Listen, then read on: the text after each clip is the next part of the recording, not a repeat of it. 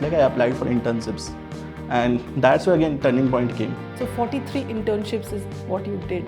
That was in second year. Isn't that a lot in terms of time commitment? There were situations when nobody used to allow working from home, or hybrid or remote working was unacceptable in the Indian software industry. And we used to get a lot of demand for a task from companies in the skill-based gaming, edtech, fintech companies, some of this type of companies which were booming in the market. You just need to spot the right people, right opportunity and stick to it for some longer time. Problem arose, some of the young people started making money very quicker. When you come out from your hometown to different cities, whatever you get 5,000, 10,000 as a pocket money, still that's a less. You still want to earn money. That's the primary objective.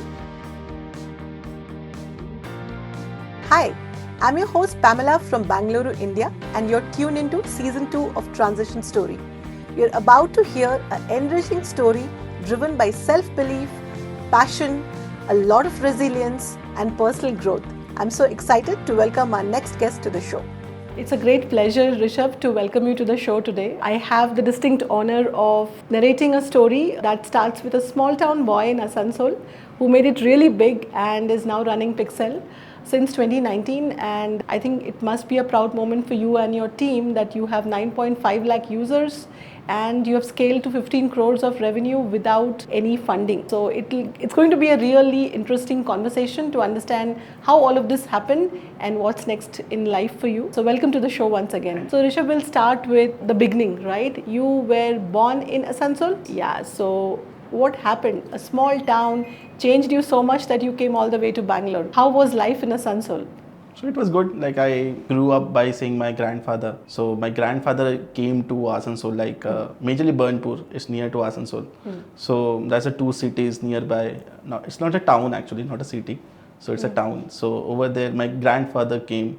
Then we started living over there. I born and brought up over there. So my parents got born first. Then I came. So second generation. Second generation, if you talk about. Then from there, I just grew up seeing my grandfather because whenever I used to go to school, shop was downstairs and home was up. So just like traditional family business is correct. Okay. So I used to sit in the shop first. Then I used to go upstairs, eating something, chana badam or like ice cream, something like that. So one thing I used to always see my grandfather, people coming, greeting so nicely. You always used to say कि हाँ, if someone used to say कि पैसे बाद में दे देंगे, but he used to say कि नहीं अभी ले जाओ. So that's where things got inculcated. So down the line things kept on happening. I lost my grandfather when I was in class 7th. Then I started studying again. Life kept on happening. So class 10th was when completed. So 11th I was in mindset that I will take, until 10th I was like I will take commerce only, because every other person in my family is from commerce background. Okay. Most of them. All my sisters are also from commerce background. I thought I will also take commerce. But I thought that no one has studied science, let's take it science. I struggled after taking it. So you challenged yourself. So I struggled. I just took it actually. To be very frank, I never thought of doing anything. Neither I had any aim of going to any IIT because I never knew such things exist. Started going to school 11th and 12th. So then I chose IIT is something people are studying for IIT also. But I made a very clear mind, I'm not going to study it. So I was not preparing for IIT. Then class 11, 12 happened. I applied for colleges. I applied for 4-5 major private colleges. I came to know from some of the people. I applied for SRM, VIT, KIT, Manipal, all these colleges. So you wanted to come outside of outside. Asansol. So I didn't wanted to study in the West Bengal Engineering College, WJE, which we talk about, or JEE mains. Like I didn't pass that also. WBJE also, rarely I got good rank. But all these private colleges got very good rank. So all 4 colleges are eligible for getting desired stream. Then from there I moved to Chennai. That was SRM, the first counseling where I went. I saw, yes, I was getting desired seat at the minimal cost because they have a bracket of pricings as the rank increases. So I got at a minimal cost. Aim was very clear. I went with my father. I told him if the cost increases, we'll go out from here only. Again, that business mindset from there. So, but I got it luckily. And then I moved there, Chennai, and started studying over there. Then the life took a very vast U-turn actually. But was it a big transition, like from a town like Burnpur near Asansol to a big metro like Chennai? Was it a big transition? Were you nervous? The reason being, see, when I was from Asansol or Burnpur, like these two are nearby only, like hardly, if in an English medium also, you'll not speak that much of English. So hardly I used to speak. I never spoke on stage. due to stage fear that then morning assembly, something like that, never went over there. Neither, sometimes I spoke in the groups actually, not individually. So that fear was always there. Went to college, then I saw that everyone is speaking English. Again, so much of fear. Hardly I spoke to girls. I started seeing, so then again that fear was also there. First year I kept on studying actually. I didn't know all those things. Second year what happened is like I applied for internships. And that's where again turning point came. And that's where things started getting to shape. So 43 internships is what you did. That was in second year. Isn't that a lot in terms of time commitment? So what happened during that timing, it was 2016-17, the batch timing, second year. So during that time, companies were coming in India, new companies if I talk about, and mostly commerce and internet companies were coming. That time B2B and all those things were not that glamorous. So all these companies used to wanted students as campus ambassadors to promote their products, be it their mobile application, be it data entry, surveys, sticking posters in their college. So I used to apply for every random internships, but none of them from technical domain or IT domain, which I talk about. And it was not that much, it was very hard commitment of time. It was flexible. Small tasks. Small task. So from there only I got the concept of this one. So everything random thing, but most of the time it was unpaid because it was volunteering. Volunteering kind of thing. And at that time people didn't know the concept of paid internships. It was very new in the market. And I was. This was which year, reminder? 16-17. Listeners? It was 16-17. Okay. Still before COVID. Before COVID. Way before COVID. Way before COVID. So that was you started doing small tasks. Did it give you an edge in learning aspects of these ad hoc jobs? It did. Definitely from there only I understood that such kind of things do exist in the market. When I say I didn't know that going to people and making their app download or getting them user registered is called a user acquisition. I never understood this. Sticking a poster in a campus premises, because it's a campus promotion. I never knew sharing a post to someone on Instagram is called social media post sharing or social media post. 2016, 2017. No one knew. So all these terms were very new for me. But I understood that this is a very big market. I think it can grow more and more down the line. So you were able to spot an opportunity right there during your internships. So this happened. But the problem was all these students who were working under some of the other companies were not that satisfied because half of the company used to get shut down. They didn't used to get even certificate also. Stipend is way more different actually. When you come out from your hometown to different cities, whatever you get, 5,000, 10,000 as a pocket money, still that's a less for you. Correct. You still want to earn money. That's the primary objective. And no one, today also if I say anyone you want to earn money, everyone will say yes. The type of earning money might be differed, but still people will have that yes to that. So what about people who don't have skills? They will do certain kind of things and they might want to earn money, but they were not getting it.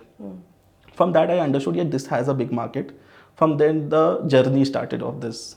But you said these companies who used to come and give you these ad hoc jobs, they didn't pay. So how did monetization of this whole model of getting the gig worker introduced to an organization which was looking for the service happen? Because monetization in the initial place, you never experienced the benefits of monetization. So what happened actually, so there were a couple of companies, as I said, like around 30-40 companies where I worked with. Obviously there were 5-10 good companies who used to pay, who were very nice. But the problem for them as a company was they used to have 2 people full time to manage the students across different colleges and different cities. 100, 200, 400, 500. It's a full-time job role for that. What was the job role? Give them work, allot the task, monitor whether they're doing it or not, reports, reconciliation, then paying them certain way. Individual level, whole process. I thought that this process can be made very simpler. If I pick the 200 right set of students, all this 1 year actually of that second year, I understood, I met with lot of students across India. I made a WhatsApp group of 150-200 folks. I went to one company, I said that your ultimate goal is to get your work done. Not by picking up individual people, but from different people. He said yes, but the cost which you are paying as an overall for now, if you calculate according to outcome of your work, same amount you give me, I will do that in task model. For example, if they want their app to be downloaded by 10,000 folks from their different colleges, if they are paying, suppose 20 rupees, you pay me 20 rupees per, I will pay 15 to them. That's how I bifurcated the model, sticking a poster in a college, 200, 250 rupees, whatever it is, plus printing charges. So that's how the model came out and bifurcated the work into tasks. And I started picking tasks from the company, started getting done by students. The community kept on increasing. 1 year I did like this, entire third year, worked with several companies, understood more and more different types of tasks, understood to make agreements and all those things, made some losses. And from there, actually, that year I made around 22 lakh rupees of revenue. Wow. And this was during your college days? Third year, yes. So this was third year. And that's where, again, it was no application. We didn't have mobile application. I used to do this on WhatsApp groups and Google Sheets. Wow. It's commendable that you launched a business without a platform and you understood the merit of the business. The basic merit of the business was connecting the users, Correct. filtering the users, having the right set of users when you have work. With right set of brands. Yeah, and then, so it was an aggregation, but people these days talk about Uber, talk about Airbnb, everything is aggregation of Correct. providers and services, right? You did the same thing without tech.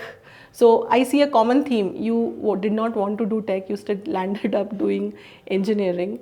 Then you did not want to opt for tech-led tasks. You did 43 internships which were non-tech. Non-tech.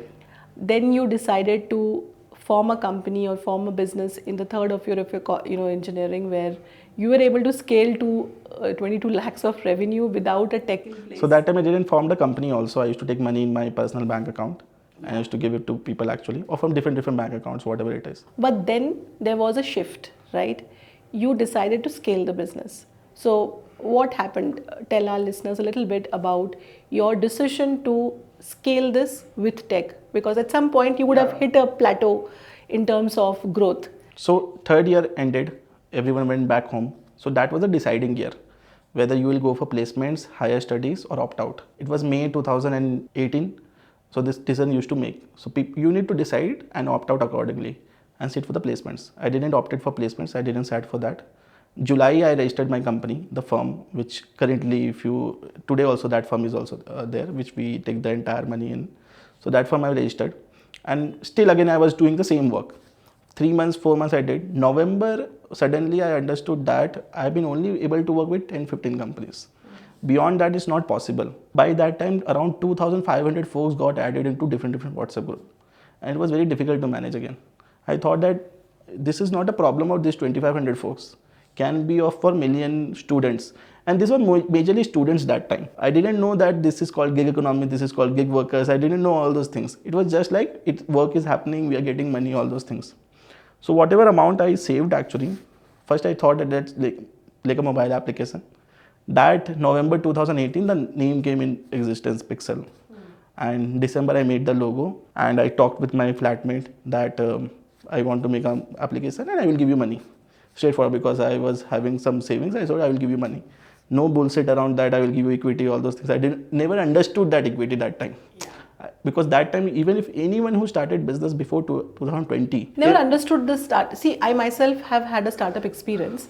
I never knew how to divide the company into ESOP pool and liquidate it with incoming investors. So when I actually broke the company into parts and sold it to different entities, it was a nightmare to reconcile everything and calculate the actual value of the company and then disintegrate. So I can fully agree with you that before 2021, once COVID hit, there was a little bit of silence in the market. True. People got time to look at things, and then social media actually took a steep, like a hockey stick approach, right?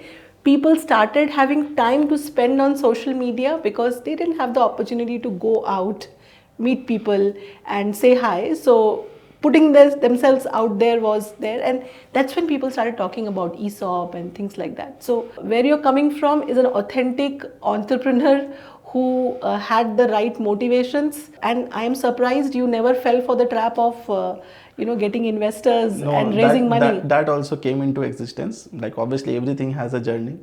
So continuing that, 2000 I decided name and started developing the application. By April 2019, app got developed. Final semester, you mostly have major project. You did not go to college. Only 3 times reviews you need to go. I shifted to Noida, March end.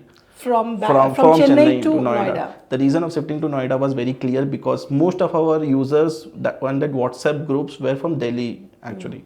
Delhi NCR region, but mostly from Delhi.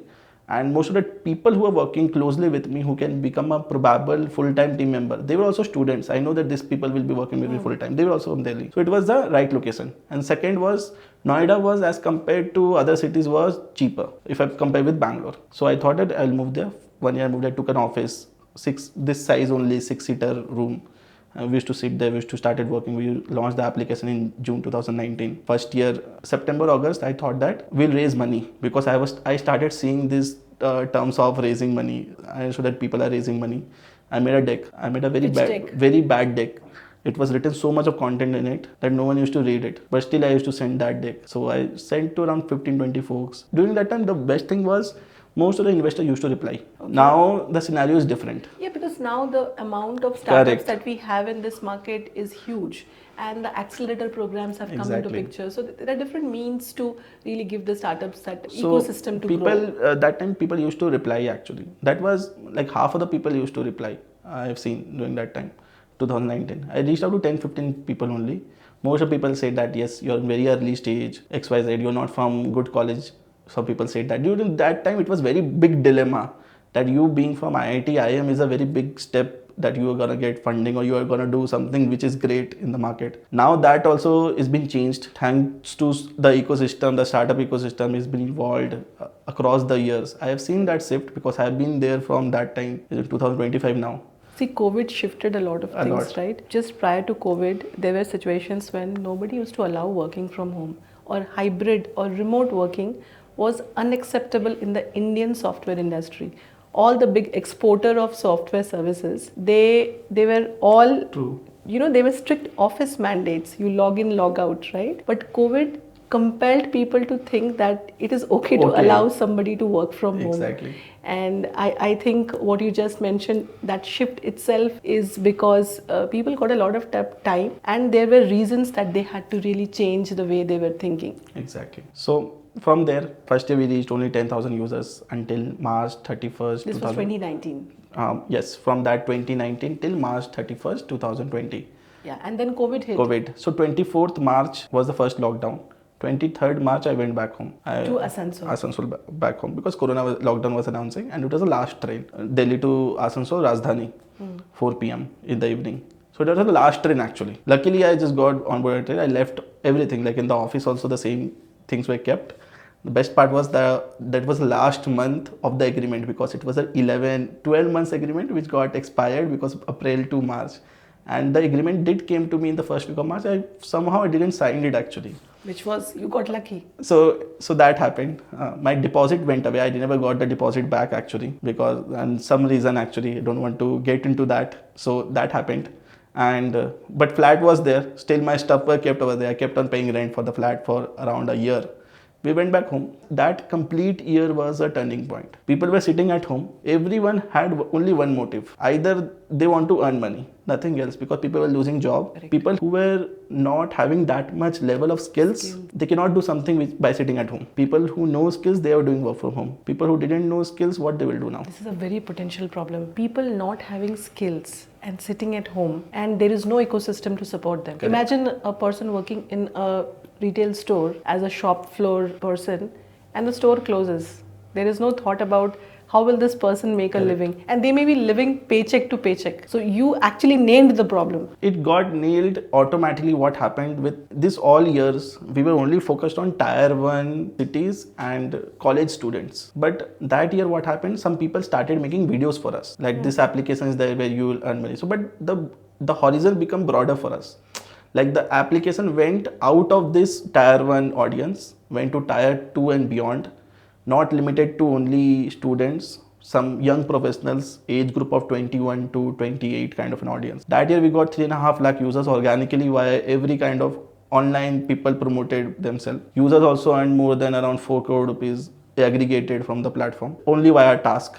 And we used to get a lot of demand for a task from companies in the skill-based gaming, edtech, fintech companies, some of this type of companies which were booming in the market.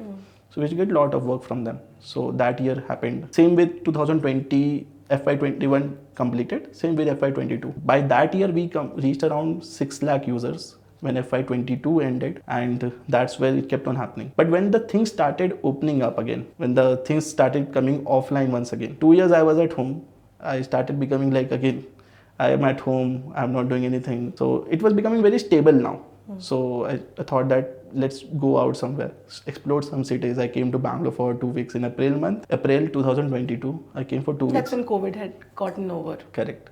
I lived here for 2 weeks along with my friends because all my friends, college friends, are in Bangalore working in tech companies. Stayed with them for 2 weeks. And I'm going to stay here. Because I was from Bengal, I stayed in Chennai, I stayed in Delhi NCR. I think this was the only city left to explore. Apart from Hyderabad and Pune, Pune I never considered because I didn't felt like going over there. Hyderabad was an option during that time. I thought I can go there, but Bangalore I chose. I shifted in May, and then the things started from this journey. So this journey, this Picxele 2.0 started from... Picxele 2.0 started in January 2024. So Rishav, Picxele 2.0 started in 2024 last year. Your business took a complete turn. We also learned from your journey that you have been a very resilient individual, juggled a business all along COVID. Like, I have heard people really sobbing because COVID created a lot of problems in their business.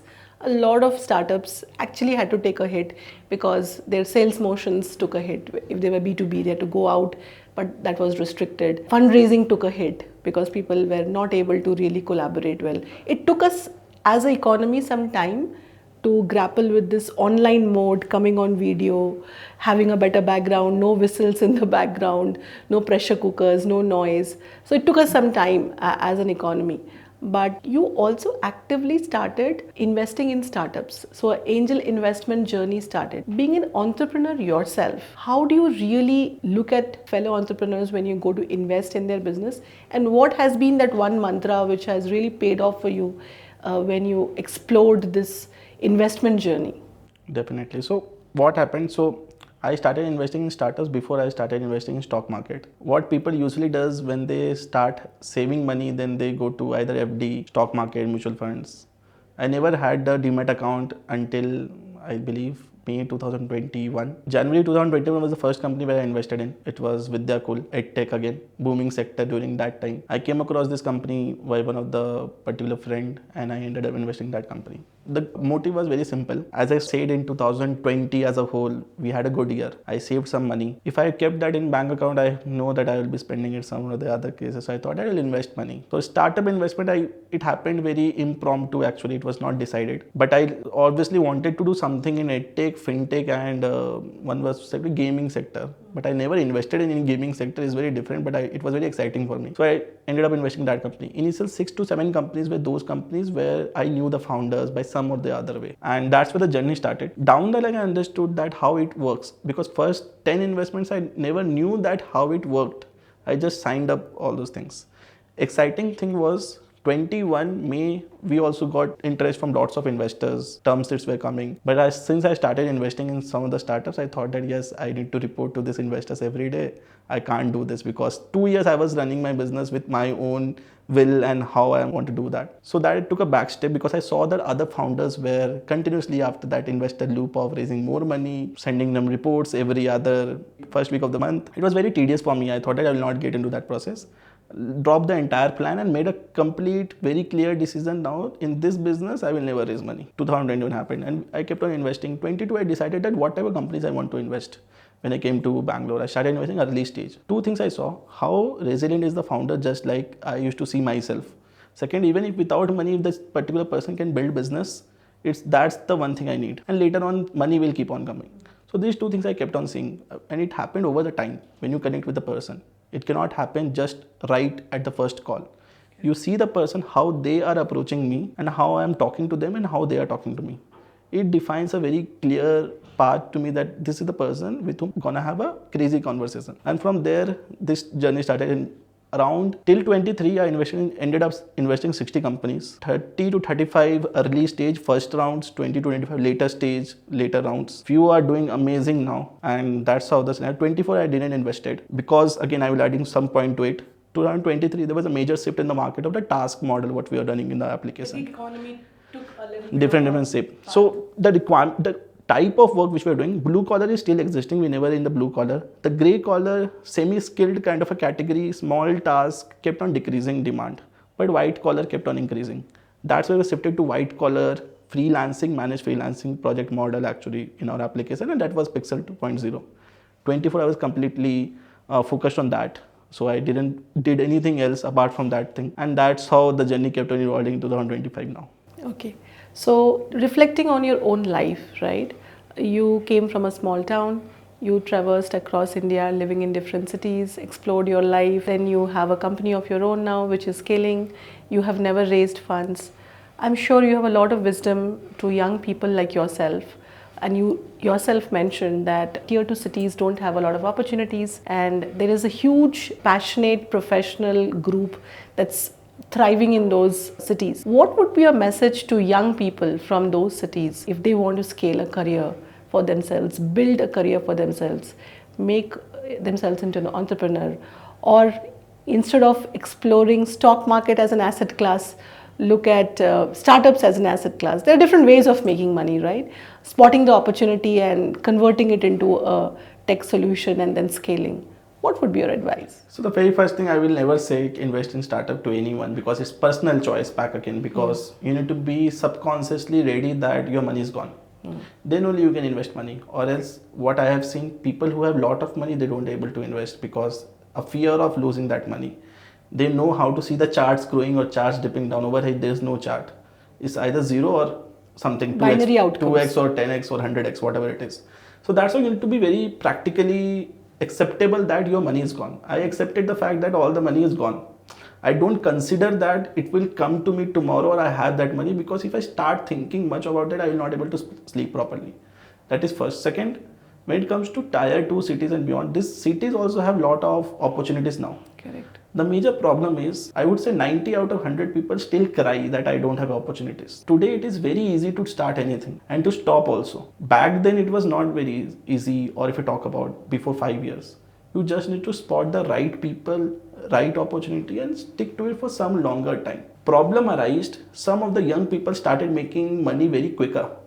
Like in 2 years they become very famous, etc. All those things. The 3x, 4x multiplication of their valuation. But if you see lot of people, be it like Zomato, Ola and InfoEdge, all such companies took decade in order to establish themselves. Correct. It didn't happen for them in a night. Overnight.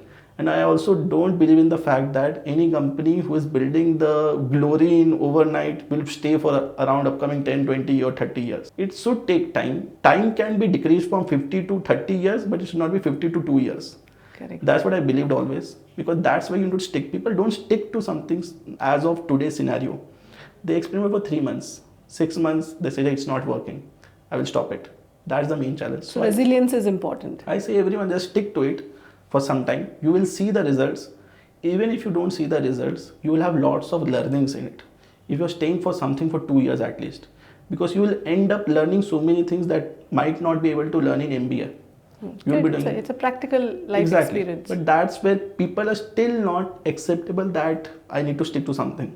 Majorly the younger ones, people who have the experience, who are from the 90s, if I talk about the 80s, they know that something might take time. But the younger ones need to hold these nerves that yes, I need to stick to this particular thing. Correct. So what is in store? Last, before we wrap up, we heard what is Picxele 2.0, right? You have moved away, you shifted your company to a different scale, tech enabled, now you're picking up projects. What is 2.0 for Rishav as a person? So we are not, Picxele again, first I will tell you, it's not entirely tech enabled. 50% is tech and 50% still do manually, process oriented, what we talk about. For me as an individual, see what I have seen, it's been like around 10 years since I stepped out from my home. But now I started realizing it was not me who able to do everything, because it was just like I used to sit in my grandfather's shop. I started seeing that like no loans. I never took any loans. I took loans from banks, I repaid. No udhar, like if you owe me, like suppose you have paid something for my thing today for 1,000 rupees. I will not sleep before I transfer you that 1,000 rupees today night. No one will come and tell me that Rishav owes me 1 lakh rupees or 1,000 rupees. So that I realized today that it was not me actually. It was just I seeing my parents, my uncle and father mostly, my grandfather as a whole actually. They were very particular that we will not steal the food from other plates actually. It was very clear that others' plates should be filled completely. We will sleep like this, tomorrow we will earn money. That's one thing which I realized today. I need to tell my parents now what I do. They also started realizing what I do now. It took a lot of time, obviously a lot of efforts in order to do that. But down the line, my parents are also happy now. I want to invite them now. They will be coming to the office also very soon. They will be seeing it. So me as an individual, obviously, will be running this company more for 2 or 3 years, whatever it is. No defined time, but until I make a substantial amount of capital, or you talk about wealth. It's not about money as a whole, because money will keep coming. It's all about the wealth you need to create for the generations. So that's what I wanted to do. Okay, and a rapid fire, final rapid fire before we close. One person who inspires you. Obviously, my grandfather first, because I have seen him, I have grown by seeing him. My parents. I talk about external person, then obviously the big businessmen, if you talk about the Ratan Tata sir or the Ambanis or Adanis actually. In startups, obviously, the Zerodha brothers, Zypp brothers, all these company type of companies. Okay, great. One book that you would recommend one to read if they want Bhagavad Gita. I have read only one book in my life. It took me 2 years to complete that book. I never read a single book in my entire life. 2020 to 23, I started reading that book. 24 end, I ended up that book. But I would recommend everyone to read that book, because it's not about changing perspective. You will understand so many things which we have never seen in life. Okay. One best holiday destination for Rishav. Recently, I went last Coorg. So Coorg, I have a very best resort spotted over there. Okay. And your best memory of your childhood? Best memory, again, I cannot recall, but yes, staying with my family. So that will be the best childhood memory. Okay. One advice that you never took? Raise money to grow faster. Okay, great. Thank you so much, Rishav, for your time, and it was a lovely conversation. We wish the Picxele team all the best. Thank you so much. And wishing you all the best too. Thank you so much for inviting me. Thank you.